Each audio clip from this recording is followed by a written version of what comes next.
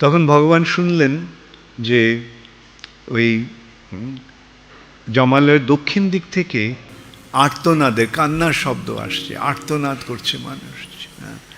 বেদনায় যেমন মানুষ চিৎকার করে সেরকম আর্তনাদের শব্দ আসছে। তো ভগবান জিজ্ঞাসা করলেন যমরাজকে যে এই আর্তনাদের শব্দ কেন, কোত্থেকে আসছে? যমরাজ বলল ওটা নরকে ওরা দণ্ড ভোগ করছে, ওরা যন্ত্রণা পাচ্ছে। কেন? কেন ওরা পাপ করেছে, তাদের পাপ কর্মের ফলে তারা দণ্ড ভোগ করছে। তো ভগবান ভাবলেন যে এরা আমার সৃষ্ট জীব,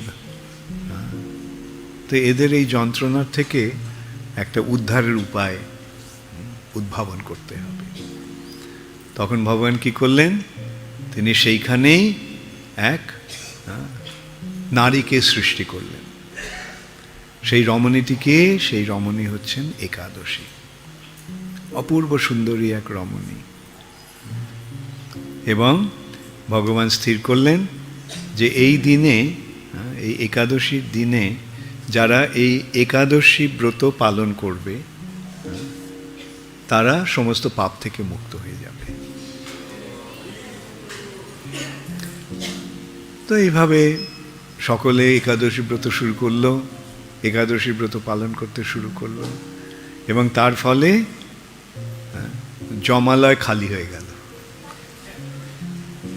যমরাজ খুব খুশি হলেন যে ঠিক আছে, এখন ওই সমস্ত কাজ আর করতে হবে না, সারাক্ষণ বসে আমি হরে কৃষ্ণ মহামন্ত্র কীর্তন করব। কিন্তু পাপ পুরুষের এক মহা বিপর্যয়ের সৃষ্টি হল। পাপ পুরুষকে, পাপ, সমস্ত পাপ নিয়ে এক ব্যক্তির সৃষ্টি হয়েছে, তার নাম পাপ পুরুষ। বিভিন্ন পাপ দিয়ে তার শরীর রচনা হয়েছে। যেমন ব্রহ্ম হত্যা হচ্ছে তার মাথা, এইভাবে নানা রকম পাপ, তার হাত, তার বুক, তার পা, তার পেট। তা এখন পাপ হচ্ছে না, তখন সেই পাপ পুরুষের মরো অবস্থা। সো একদিন ভগবান দেখলেন যে পাপ পুরুষ কোনো রকমে কষ্ট করে তার কাছে আসছে। তো ভগবান জিজ্ঞাসা করলেন যে পাপ, তোমার এই অবস্থা কেন? সারা শরীর এরকম অস্থি চর্ম সার হয়ে গেছে, কোনো তোমার এই অবস্থা কেন? তখন পাপ পুরুষ বলল যে ভগবান, যেদিন থেকে আপনি একাদশী ব্রত সৃষ্টি করেছেন সেদিন থেকে সকলে ওই একাদশী ব্রত পালন করে পাপ থেকে মুক্ত হয়ে যাচ্ছে। তার ফলে জগতে আর পাপ নেই, তার ফলে আমার এই দুর্দশা। তা আমিও তো আপনারই সৃষ্ট জীব, তো আমার উদ্ধারের একটা, আমার জীবন ধারণের, জীবন রক্ষার একটা উপায় আপনি করুন। তখন ভগবান বললেন ঠিক আছে, এই একাদশীর দিন সমস্ত পাপ অন্নে প্রবেশ করবে, এবং কেউ যদি পাপ নাও করে কিন্তু সে যদি অন্ন খায়, তাহলে তার সমস্ত পাপ তার শরীরে প্রবেশ করবে। তাহলে কি হলো?